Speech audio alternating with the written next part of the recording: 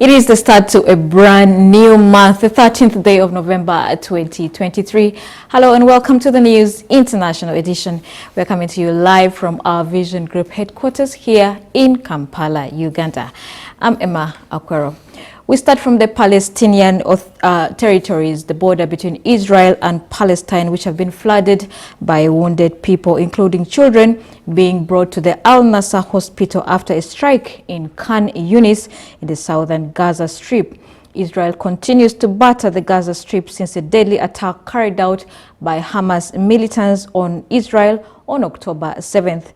The hospitals in the center of the heaviest North Gaza fighting have been forced out of service amid its shortages and combat, the Hamas-run health ministry said, adding that the number of patients dying in the biggest medical center continues to rise.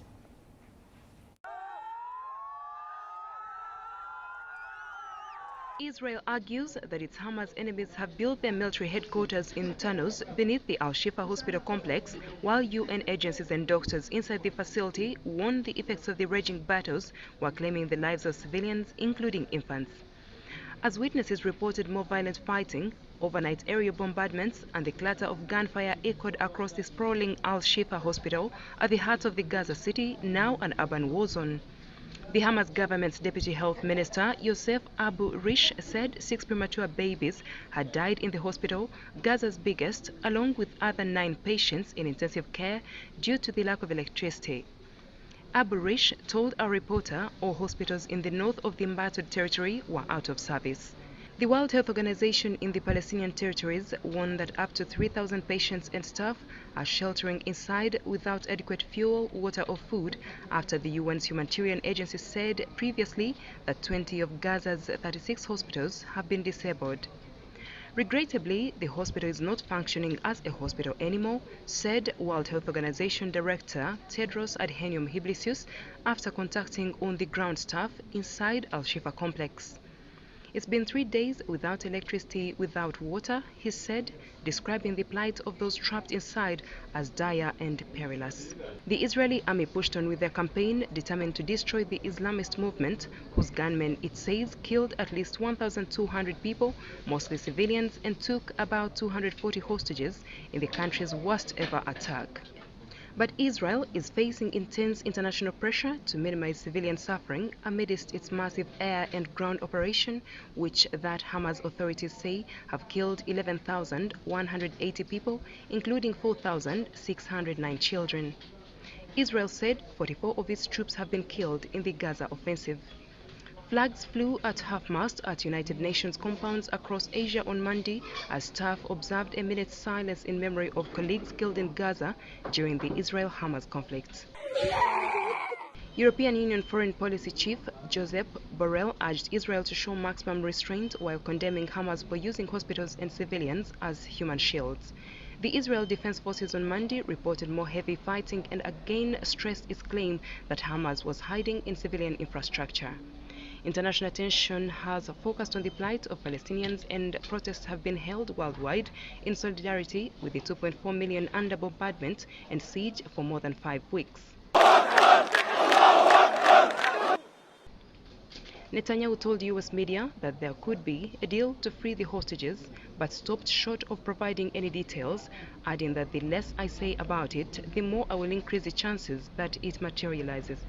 White House National Security Council spokesperson John Kirby told MSNBC there has been active negotiation on a potential deal, but kept mum on any details. Only a few hundred trucks carrying humanitarian aid had been let into Gaza since October 7th. With Israel concerned, fuel deliveries would be used by Hamas militants. Almost 1.6 million people, about 2/3 of Gaza's population, have been internally displaced since October 7th, according to the UN Agency for Palestinian Refugees, UNRWA. Across Gaza City, at the Al-Quds Hospital, the picture was also said to be dire, with the Palestinian Red Crescent warning it was now out of service due to a lack of generator fuel. Tens of thousands of Gazans have already fled from the north of the territory under Israeli orders. Still in the Palestinian territories, the lack of basic resources in the lives of the Palestinians today has left them with no choice but to return to traditional methods of cooking. And one of these methods is the making of clay ovens. The UN said access to bread in the south is challenging because the only operative mill in Gaza remains unable to grind meat due to lack of electricity and fuel. On October 7th, Hamas, a power in Gaza, launched an attack on southern Israel, killing about 1,200 people, most of them civilians, and taking 239 hostages, according to Israel. Since then, Israel began bombing the Gaza Strip and has killed more than 11,000 people, also mostly civilians, according to the Hamas Health Ministry. Perched on trucks, crammed into cars, pulled by donkeys on carts and on foot, tens of thousands of Palestinians are fleeing Israeli army strikes on the territory squeezed between Israel, Egypt and the Mediterranean. At the Bani Suhaila crossroads in Khan Yunis, on the immense Salah al-Din road that threads Gaza top to bottom, the processions are growing still. People fleeing Gaza City are joined by those leaving Khan Yunis, heading further south towards Rafah, the last city before Egypt. This group, amongst whom are children, have quickly adapted to their new predicament. Part of how is the return to using traditional Palestinian ovens. People are now using traditional ovens in order to cook. What else can they do? Let this war which we are living end. Children sleep on the floor besides parents, wondering how they will live in a territory where more than 1.5 million people are displaced and nearly one house in two has been destroyed, according to the United Nations. The children, alongside adults, have also quickly learned how to make ovens, as those stranded can't access modern cooking methods. My son started making these clay ovens since the beginning of the war because people lack resources and can't find a way to cook. That's why he started making them for the people. With most people on the run in the southern Gaza, overflowing with the displaced from the north, rents of $150 a month are now up to $500 to $1,000. In addition, before the war, a little over 80% of Gazans lived in poverty and almost two-thirds were dependent on international aid, especially food, according to the United Nations. Now, 50 kilo sacks of flour have increased in price from 40 shekels to 150 shekels, so it's still worse, totaled with strenuous cooking methods. We make bread with our hands and bake with fire. We cook everything with fire because there is no gas and no fuel, and there are people here in the school. Even the price of firewood has risen from 1 shekel to 10, and the price of flour has also risen. The United Nations has said access to bread in the south is challenging because the only operative mill in Gaza remains unable to grind wheat due to a lack of electricity and fuel.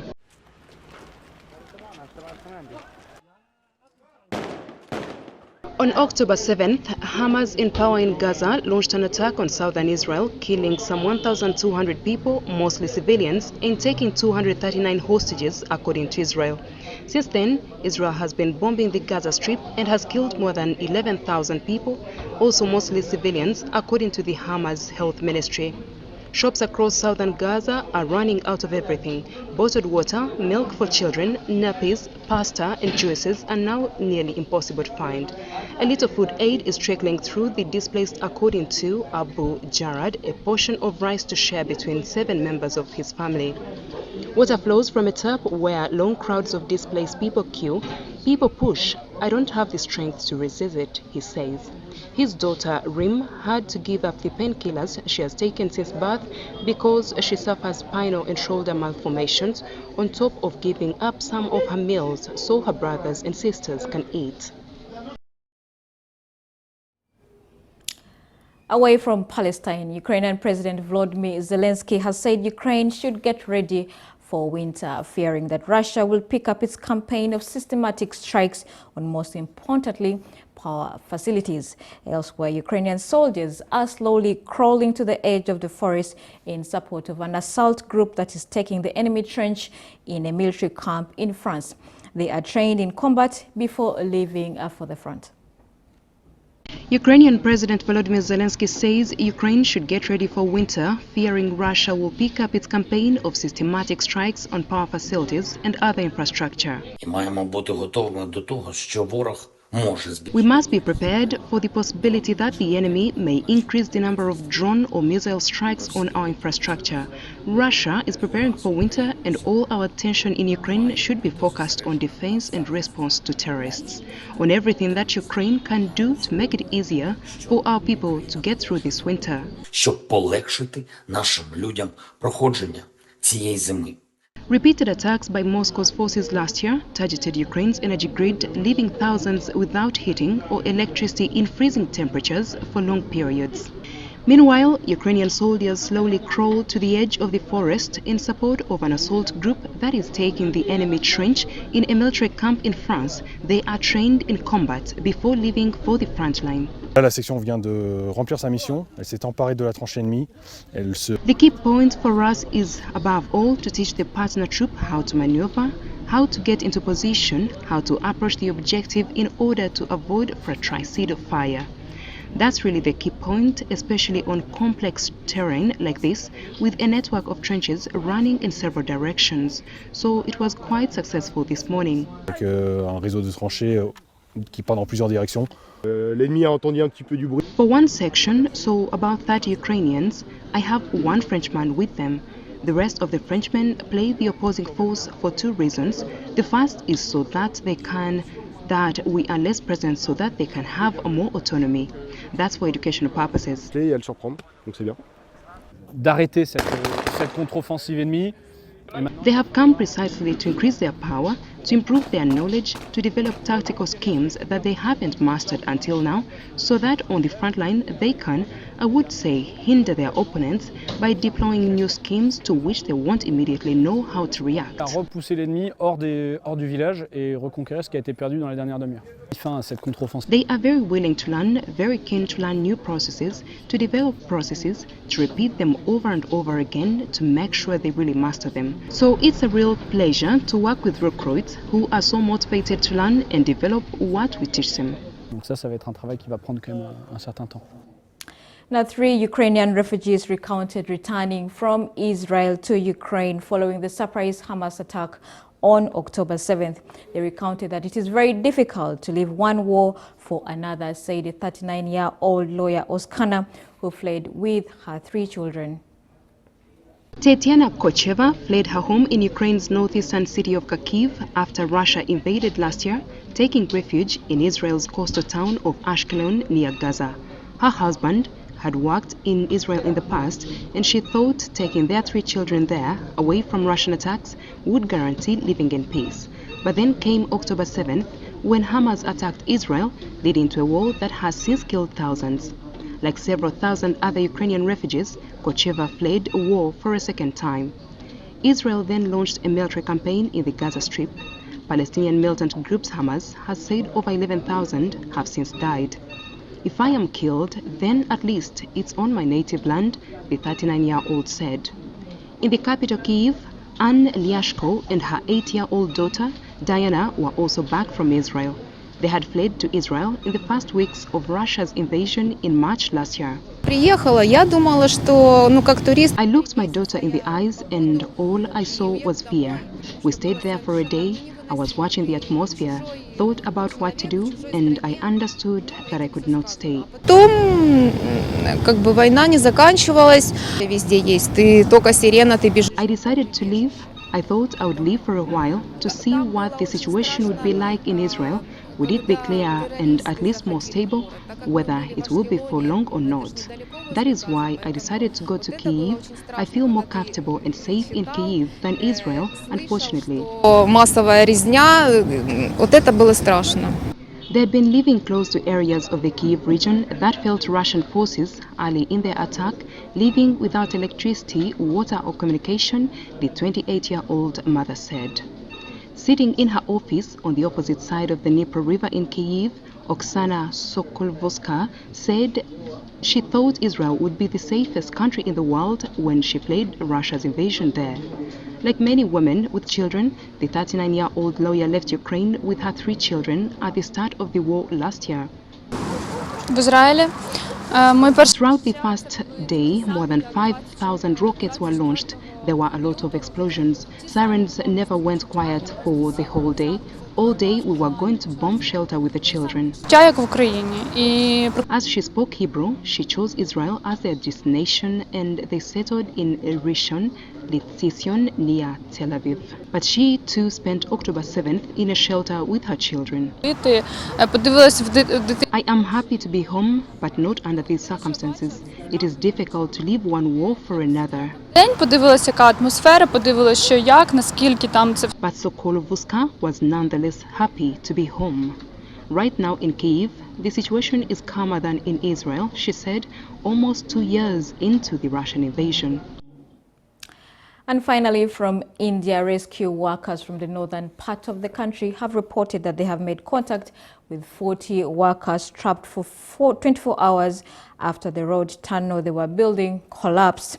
The collapse occurred early Sunday morning with rescue teams using heavy excavators to clear piles of debris in desperate efforts to reach the 40 men. All the 40 workers trapped inside the tunnel are safe. A senior commander in the National Disaster Response Force announced from the site in the Himalayan state, adding that water and food had been sent.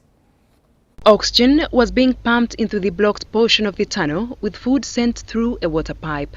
Excavators had removed about 20 meters of heavy debris, but the men were 40 meters beyond the point.